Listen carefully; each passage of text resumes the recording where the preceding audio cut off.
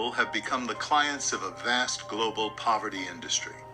If they climb out of poverty, the industry becomes obsolete.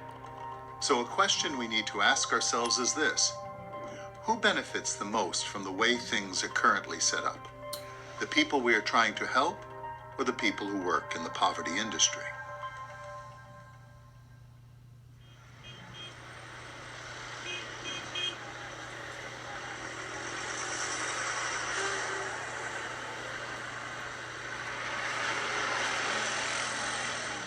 When I was growing up, we didn't have second-hand clothing from Europe and the US and Canada in Kenya.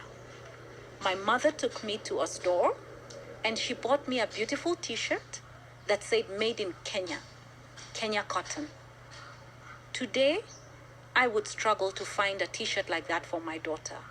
Why?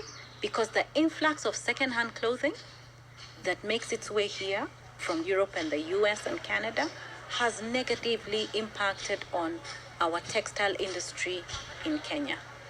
Massive layoffs in the 80s and the 90s. Factories that shut down. What happened to our cotton farms? When I was growing up in this country, we could have bought cotton in varieties and types that are incomparable. But that's all gone because of the impact, the negative impact of the apparel imports at a second-hand level.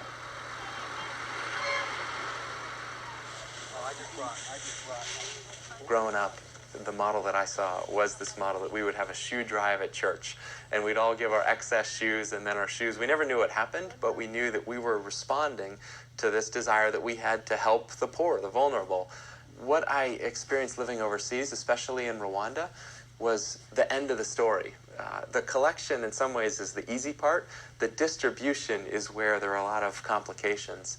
And I have my eyes open to this through a friendship with Jean. And Jean was a friend in Rwanda, and he told me the story that after the Rwandan genocide, that he had a church from Atlanta that started sending over eggs and ended up just distributing eggs in his small community outside of Kigali. And this seems like a great thing to do, right? The church wanted to help after the genocide.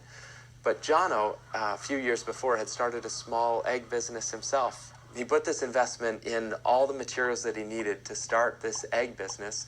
His business was starting to grow, it was starting to take off, and then all of a sudden, in one summer, there become this surplus of eggs that were flooding the market in his area.